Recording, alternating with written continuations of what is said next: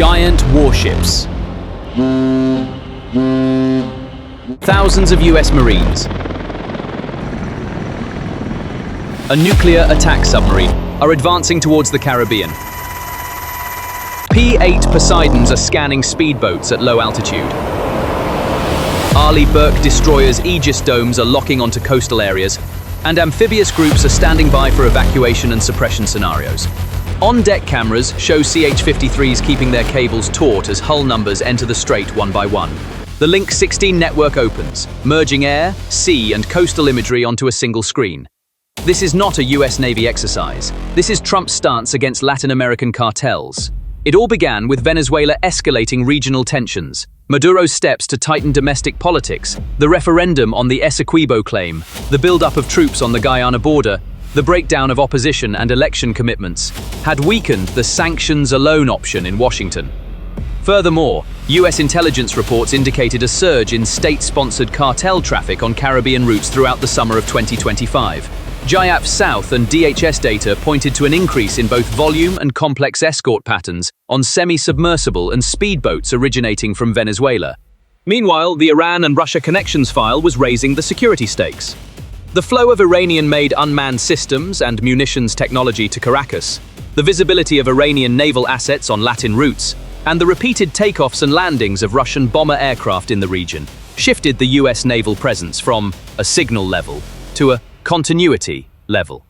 All of this triggered Trump's long-term naval containment strategy. Now, while the US Navy is narrowing the Arctic Gateway in the Pacific alongside Canada, a simultaneous task force is deploying to the Caribbean coastline. Thus, this week, the US Navy has sent 8 warships and a nuclear attack submarine to the southern Caribbean at the same time, and deployed more than 4,500 personnel in the region. This naval move includes Aegis-guided missile destroyers and amphibious assault elements. Washington cites pressure from the sea against Latin American cartels as the official reason. However, it is widely believed that a force of this size is excessive for patrols against drug smuggling alone. The US side has indicated that additional ships will be deployed within a week. This means that the US naval move could signal a much broader operation than expected. Encircling the country by sea without touching any US bases on land is at the heart of the strategy. From the very first nights, alert levels rose and coastal radars were activated without interruption.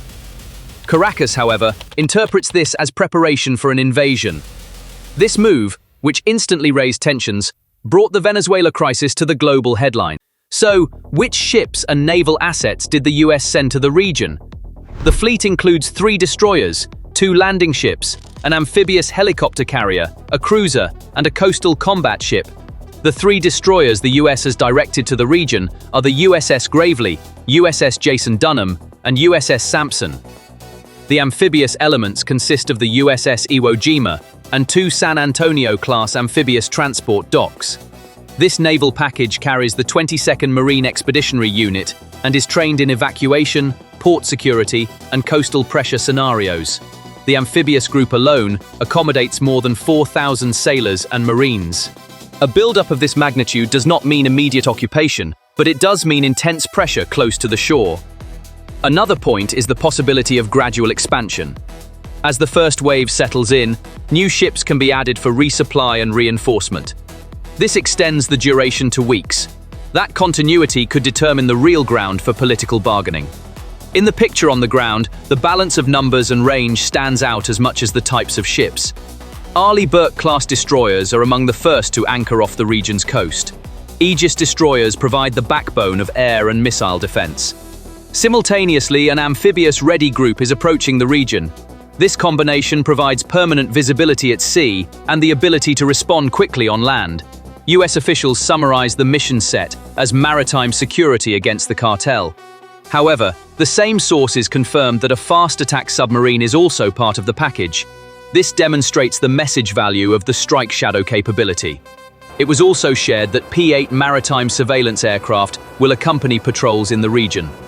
Thus, the surface, underwater, and air layers converge in the same tactical picture. This picture produces calibrated pressure between deterrence and crisis management. The geopolitics of the plan can be read on the map. Coastal strips within the South Caribbean range provide a short response time for US sea-air joint surveillance. The Aegis Sensor Munition Suite serves as the backbone for countering sea-to-air threats. P-8 patrols create a multiplier effect in capturing low-visibility fast boats and semi-submersible couriers. The attack submarine provides an invisible pressure layer and changes the risk calculation for coastal batteries. The amphibious group stands ready for coastal security crisis evacuation scenarios. Surface ships feed the maritime picture throughout the day to cut off suspicious cargo routes. This keeps military pressure dispersed rather than focused on a single target. Diffuse pressure could increase Caracas's daily anxiety about where the next attack might come from. As anxiety grows, the political cost could rise accordingly. Meanwhile, Venezuela is not sitting idle in response to this US move and is mobilizing its coastline. The Venezuelan Ministry of Defense has increased coastal patrols and intensified radar and UAV flights. The country's naval assets have been made visible along the coastline. Simultaneously, a militia mobilization was launched, and a call for registration was made in coastal areas.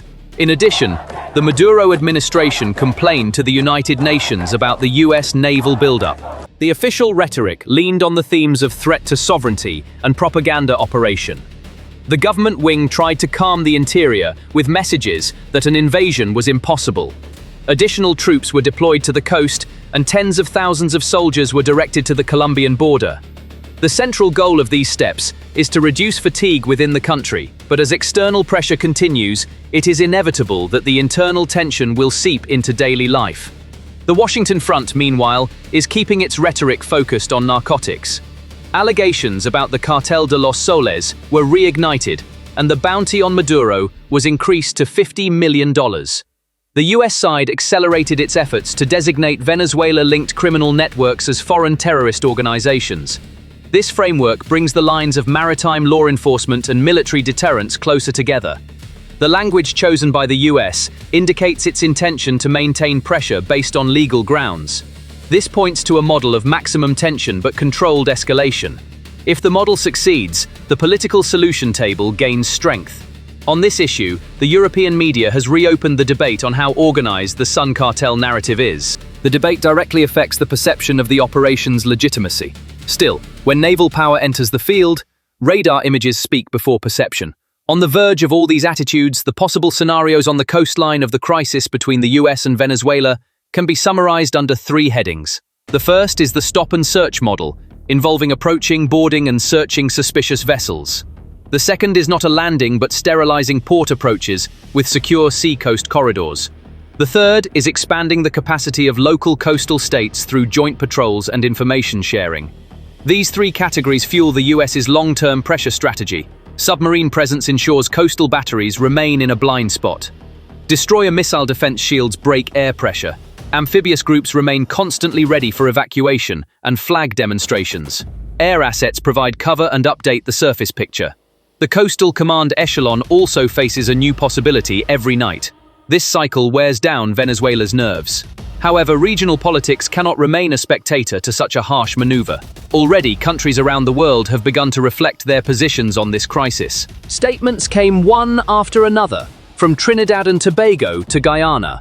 A call for balanced language was made within CARICOM, and some capitals emphasized the importance of coordinated progress with the US. The reminder of the maritime and border tensions between Guyana and Venezuela shifted the tension to a separate channel. This past file adds fragility to the Caribbean security equation. Regional academic and political circles also warned against blindly following the US line. These warnings show that the fault lines within the region are being recognized. Nevertheless, the US naval presence stands out as a concrete security anchor. This anchor is raising the patrol capacity of coastal states on a daily basis. This daily increase forces criminal networks to change their routes in the medium term. On the other hand, the economic aspect of this crisis can be understood through the lens of energy and insurance.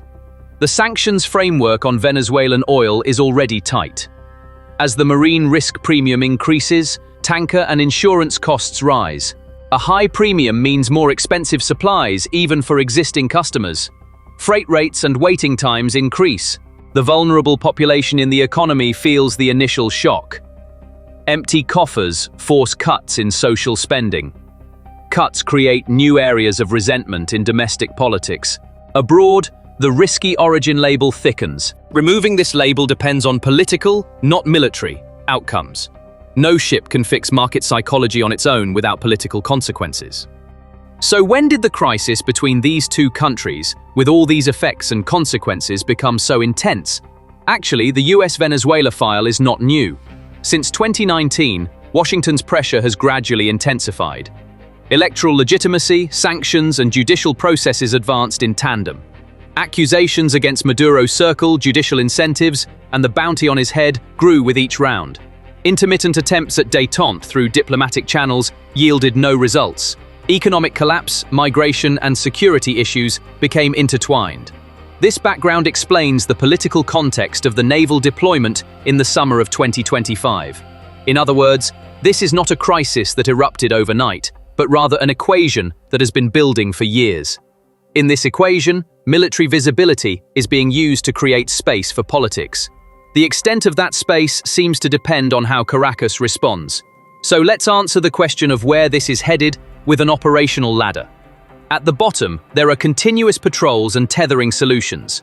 One step up, a long-term sea-air surveillance line is established in strips far from the coast. The next step is the intensification of visit, search, and seizure options. Further up, there are port approach safety zone declarations and joint patrols. The real leap point could be the projection of amphibious assets onto the coast. This is the step with the highest political cost. Therefore, diplomatic avenues can be pushed to the limit before reaching this step.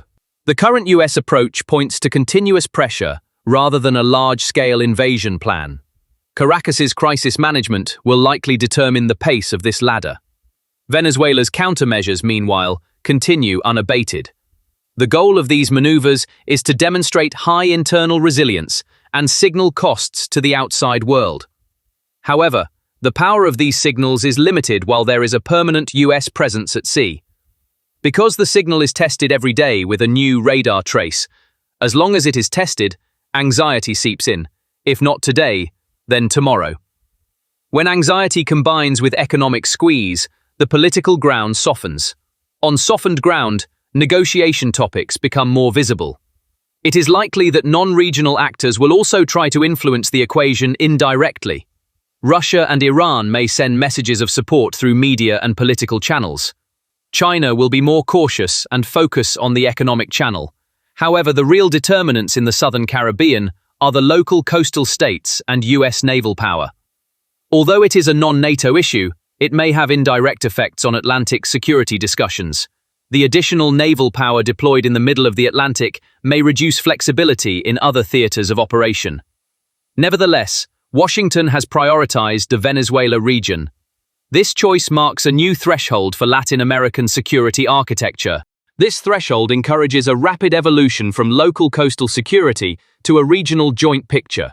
This evolution rewrites cartel routes island by island. The question of why the US is making this move now is linked to domestic politics and the migration issue. The cartel narrative goes hand in hand with the border security discourse. The idea of striking at sea and cutting off the flow on land resonates with voters.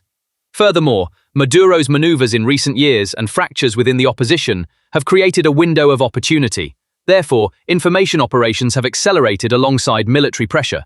While Washington says there is no occupation, Caracas finds it useful to say there is.